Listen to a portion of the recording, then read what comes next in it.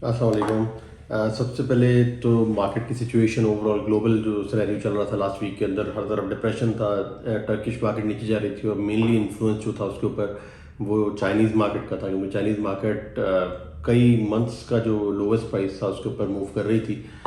वो चीज़ें last week के अंदर काफ़ी बेहतरी की तरफ आई हैं। जिस तरह कि मैंने लास्ट वीडियो के अंदर भी बताया था कि टर्किश प्राइसेस बढ़ तो रही हैं, बढ़ना शुरू हुई हैं लास्ट वीक के अंदर, बट सबसे ज़्यादा इंपॉर्टेंट फैक्टर जो है वो चाइना का रहेगा। अगर चाइनीज़ मार्केट डिप्रेस रहती है तो कोई सूरत नहीं है कि टर्की अपनी प्राइसेस को सस्टेन कर सके। बट फॉर्चुनेटली चाइना के अंदर भी थोड़ा रिबाउंड हुआ है, प्राइसेस का जो फ्री फॉल था वो ख़त्म हुआ है, जिसकी वजह से टर्किश मार्केट को और सपोर्ट मिली है और टर्किश मार्केट भी कस्टमर ने थोड़ा सा माल आगे बढ़ के फर्दर अच्छे प्राइसेस के ऊपर खरीदा है। अगर फ्यूचर्स का मैं डिफरेंस बताऊं आपको वीक ऑन वीक चाइना के अंदर, तो वो पॉजिटिव ही रहा। ओवरऑल डी बार जो है वो तकरीबन 2% अप थे, एच आर 2.37% अप था, जबकि कोकिंग कोल 0.33% अप था। आयरन ओर के अंदर खासा इजाफा हुआ, वो 4.87% अप था। इसी चीज़ का जो असर था वो एच आर सी की मार्केट पे और वायर रॉड की मार्केट पे और बाकी लॉन्ग प्रोडक्ट्स की मार्केट के ऊपर हुआ, स्पॉट मार्केट के ऊपर, और तकरीबन प्राइसेस $20 के करीब वहाँ पर भी बढ़ गए। अभी जो मेन चेंजेस आए हैं चाइना के अंदर, उसकी मेजर रीज़न ये नज़र आ रही है कि वहाँ पर चाइनीज़ गवर्नमेंट अभी भी जो है वो अपने कस्टमर्स, अपने जो आवाम है उसको बता रहे हैं कि हम लोग अभी भी कंसिडर कर रहे हैं कि अपनी फाइनेंशियल जो पॉलिसीज़ हैं और जो मॉनेटरी पॉलिसी है उसको ईज़ ऑफ करें, जो मार्जिन हैं उसको फर्दर कम करें। तो लास्ट थर्सडे भी एक मीटिंग हुई जिसके अंदर इस किस्म की न्यूज़ जो है वो सर्कुलेट कर रही थी। एनीवे लास्ट वीक के अंदर जो रिबाउंड हुआ बॉटम से वो काफ़ी तेज़ी से 3-4 दिन मार्केट काफ़ी तेज़ रही, फ्यूचर्स की मार्केट, और जो एंड हुआ है वो बेसिकली वापस थोड़ा सा करेक्शन हुई है, जो कि नेचुरल है। जब प्राइसेस बहुत ज़्यादा बढ़ जाती है तो फिर उसको वापस जो है वो एक एडजस्टमेंट आती है, एडजस्टमेंट का फेज़ आता है। वो लास्ट वीकेंड ऐसा हुआ था और इस हफ्ते जो स्टार्ट हुआ है वो बड़ा स्टेबल स्टार्ट है आज मंडे को।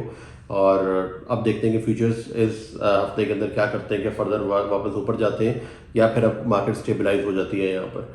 अगर आयरन ओर की बात की जाए तो आयरन ओर के अंदर खासी तेज़ी आई, 8-9% आयरन ओर बढ़ा है, जो कि $100 टच कर गया था लास्ट वीक के अंदर। अब वो वापस 108-9 के ऊपर ट्रेड हो रहा है। एज ऑफ नाउ 109 की प्राइस आ रही है और जो इसका वीक ऑन वीक चेंज है वो तकरीबन $8.5 से $9 के करीब है।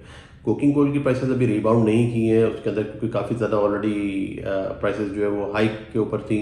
अभी जो वहाँ पे प्राइसेस हैं तकरीबन इस वक्त जो लास्ट डील सुनने में आई वो $245 के ऊपर सुनने में आई है, जो कि वीक ऑन वीक $25 डाउन थी प्राइस। बाकी रीजन की अगर बात करें वियतनाम की, जापान की और ताइवान की, तो वहाँ पर भी हालात कुछ अच्छे हो गए हैं जब से चाइनीज़ फ्यूचर्स बढ़ना शुरू हुए हैं, चाइनीज़ स्पॉट मार्केट बेहतर हुई है। वियतनाम के अंदर ऑलमोस्ट प्राइसेस $7 से $9 के करीब बढ़ गए। जो ऑफर्स जा रही थी अचानक से लोगों ने विड्रॉ कर लिए हैं, सेलर्स ने अपनी ऑफर्स, और वो जो डिप्रेशन था और एक पैनिक था वो ख़त्म हो गया चाइना की बेहतर होते ही, जो कि एक्सपेक्टेड था। जापानीज मार्केट के अंदर जो सिचुएशन चल रही है वो प्राइसेस स्टेबल है, उनकी क्रूड स्टील की आउटपुट बेहतर आई है। जापान के अंदर जो प्रोडक्शन हो रही है वो भी इस वक्त बेहतर लेवल पे हो रही है। ईयर ऑन ईयर जो है ज़्यादा इजाफा नहीं हुआ, बट 1.1% का इजाफा है, जो कि ठीक है, स्टेबल मार्केट है।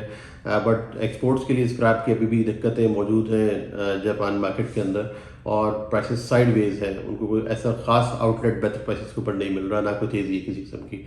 ताइवान की मार्केट की बात करें तो वहाँ पर भी $9 के करीब इजाफा हो गया है, और जो ऑफर्स आ रही हैं वो भी $9 हायर साइड पे आ रही हैं, और ताइवानी जो कस्टमर्स हैं वो भी कुछ एक्सेप्टेंस पार्शली ले रहे हैं।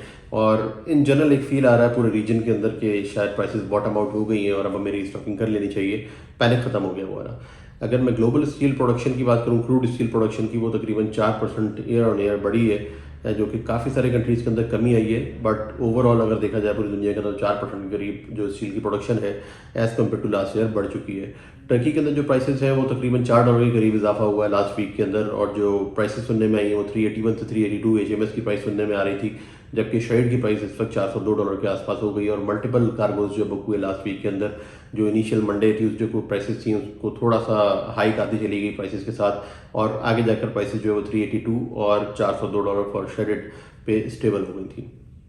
उसकी रीजंस जो है वो डिफरेंट रीजंस हैं। एक तो खैर टर्किश मार्केट जो है वहाँ पर अभी लीरा अप्रिशिएट कर गया, जिसकी मेन रीज़न लीरा अप्रिशिएट करने की काफ़ी अर्से से डेप्रिसिएशन के ऊपर ही था लीरा। तो गवर्नमेंट ने सपोर्ट करने के लिए अपना इंटरेस्ट रेट इंक्रीज़ किया है, और आपको इस जान के हैरानी होगी कि 5% का इंक्रीज़ आया है वहाँ पर इंटरेस्ट रेट के अंदर, और अब उनका जो इंटरेस्ट रेट है टर्किश सेंट्रल बैंक का वो 50% है अभी इस वक्त। और इसी के साथ साथ बाकी भी कुछ कंट्रीज़ ने अनाउंसमेंट्स की हैं इंटरेस्ट रेट्स के हवाले से। मैं आपको बताता चलूँ, last week Switzerland is one of the first country जिसने इतने पोस्ट कोविड इन्फ्लेशन के बाद अपने इंटरेस्ट रेट को नीचे लाना शुरू किया है और उन्होंने अभी अपना जो इंटरेस्ट रेट है उसके अंदर -0.25% जो है वो कमी की है बेसिकली 0.25% की। और अब जो उनका इंटरेस्ट रेट है वो 1.50% के ऊपर जो है वो स्टैंड कर रहा है। ताइवान ने भी सरप्राइजिंगली उनकी सेंट्रल बैंक ने जो है वो इंटरेस्ट रेट फिर से बढ़ाया है, 12 बेसिस पॉइंट बढ़ा दिया ऑलमोस्ट, और एज ऑफ नाउ 2% के ऊपर वो ट्रेड हो रहा है उनका इंटरेस्ट रेट जो है।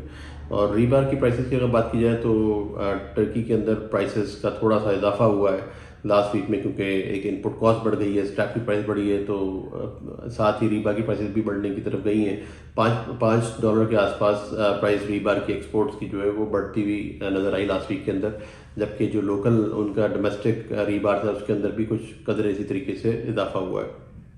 HRC अभी भी अंडर प्रेशर नज़र आ रहा है टर्की के अंदर, क्योंकि चाइनीज़ प्राइसेस जो है वो काफ़ी नीचे चली गई थी। अब खैर वहाँ पर रिबाउंड हुआ है, तो मैं एक्सपेक्ट करता हूँ कि बाकी भी मार्केट्स के ऊपर इसका असर आएगा, इवन टर्की के ऊपर भी इसका असर आएगा और उनकी मार्केट भी कदरे स्टेबल हो जाएगी।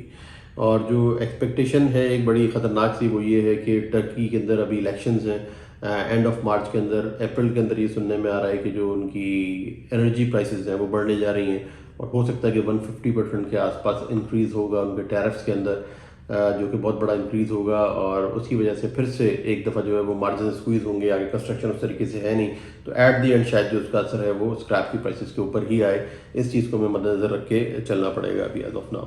और ऑन दी अदर हैंड जो कंस्ट्रक्शन के ऊपर डिपेंडेंसी है टर्की के अंदर, कंस्ट्रक्शन की एक्टिविटी इतनी अच्छी नहीं है, अभी भी डिप्रेस्ड है। जो मार्च के लिए फिगर्स आए वो सारे तमाम के तमाम डिप्रेस ही हैं और अप्रैल के अंदर भी हम इसी तरह से मूव होते नज़र आ रहे हैं कि कोई ख़ास किसी किस्म की तेज़ी और मूवमेंट माल के अंदर नहीं आएगी। रशिया और ईरान की बात करें तो रशिया की प्राइसेस ऑलमोस्ट स्टेबल है $510 के ऊपर बिलेट्स की, और जबकि ईरान के अंदर $5 की कमी आई है। $475 FOB के ऊपर अभी इस वक्त ट्रेड हो रहा है ईरानी बिलेट्स। और यूरोप की बात करें तो वहाँ पर भी थोड़ी तेज़ी आई है टर्की के एंटर हो जाने की वजह से मार्केट के अंदर, बट ओवरऑल जो यूरोप में फिनिश की मार्केट है वो काफ़ी ज़्यादा डिप्रेस्ड है।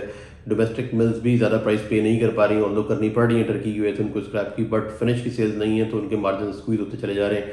इटली के अंदर भी जो प्राइसेस है वो कम हुई हैं, ऑलमोस्ट प्लेट की प्राइस की बात करें तो €10 कम हुई है।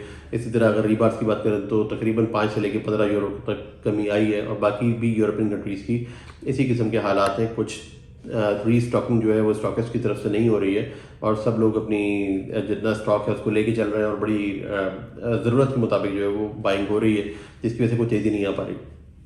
बट स्क्रैप का तेज़ी लाने के लिए टर्किश बाइंग काफ़ी है और यूके के अंदर भी प्राइसेस के ऊपर असर आया है। टर्की के मार्केट में एंटर होते हैं ऑलमोस्ट $3 से $4 के करीब HMS की जो एक्सपोर्ट प्राइसेस है वो बढ़ी हैं। बेनेलक्स की मार्केट पूरे रीजन की बात करें तो तकरीबन $5 का इजाफा हुआ है वहाँ पर टर्किश मार्केट के आ जाने की वजह से, टर्किश कस्टमर्स के मार्केट में आ जाने की वजह से। और डोमेस्टिक मिल्स को भी ऑब्वियसली प्राइसेस के ऊपर जो है रिव्यू करना पड़ा और प्राइसेस बढ़ाने पड़ रहे हैं अभी साथ के साथ। जो फिनिश की एक्टिविटी है वो ओवरऑल अक्रॉस यूरोप जो है वो इतनी अच्छी नहीं है और प्रोबेबली अगर टर्की सपोर्ट नहीं करता तो प्राइसेस के ऊपर थोड़ा सा प्रेशर रहेगा।